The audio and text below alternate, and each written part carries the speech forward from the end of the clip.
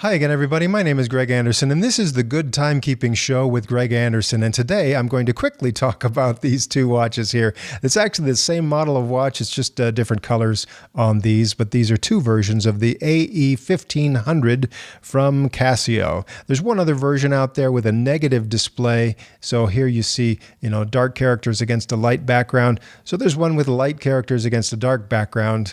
And that's what we call reverse LCD or negative LCD. I don't have that one, but I found each of these at different Walmart stores locally, not too far away from where I live. So about $20 for these from the Walmart stores I went to. Shopping online, you might find them between $20 and $25 at this point. So let's just go over the main functions and features here. It's a watch that's 100-meter water resistant. It's got a 10-year battery, a lithium CR2032 battery, very common battery. You're going to find that in a lot of garage door openers. So every 10 years from now, you might have to buy one of those and change the battery on here. Here on the main timekeeping screen, you see the day of the week, month, date, the time in either a 12-hour or 24-hour mode and seconds right down there. You can change modes quickly with tapping that start button right there. The next mode you'll find is your alarm and hourly chime mode. Here you can see the hourly chime is set to go. And if I press the start button, I can scroll through and see what the other alarms are set to. So I got my 5 alarms plus hourly chime. The first alarm can be set to a snooze alarm if you want to. It'll repeat every 5 minutes for up to half an hour. And the others are just one-time only alarms. Next mode is a countdown timer mode, and that can be anywhere from 1 minute up to a full 24 hours. You can adjust that in 1-minute increments for whatever you want there. And it also has an auto repeat function that you can enable or disable. So it's a one-time countdown, or it just goes on indefinitely. Then there's your stopwatch, and this is a 24-hour stopwatch with hours, minutes, seconds, and hundredths of a second.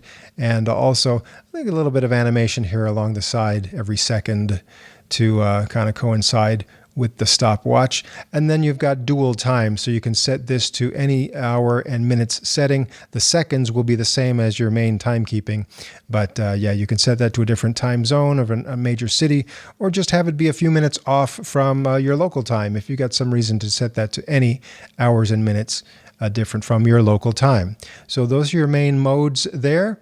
This watch has a backlight that goes on for 1.5 seconds, and that's not adjustable. It's always going to be 1.5 seconds, but it's a nice, bright, clear display. So when you do need to use the backlight, you should be able to see those digits very easily and simply when you press that backlight button. Here's the alternative color version here with kind of that sand desert khaki look on the bezel and the watch band, and then some black there along the case. The back of the watch is, of course, a stamped metal back held on by 4 tiny screws, and once every 10 years you may have to open it up to change that battery.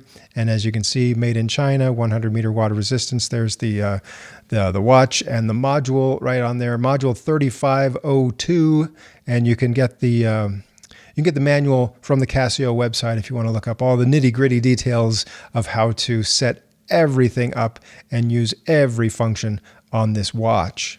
As far as I can tell, the watch band feels pretty sturdy. I think it's going to last pretty well. It's got a plastic buckle there, but other than that, that's a nice thick material, and I think I'm going to enjoy these for a long, long time.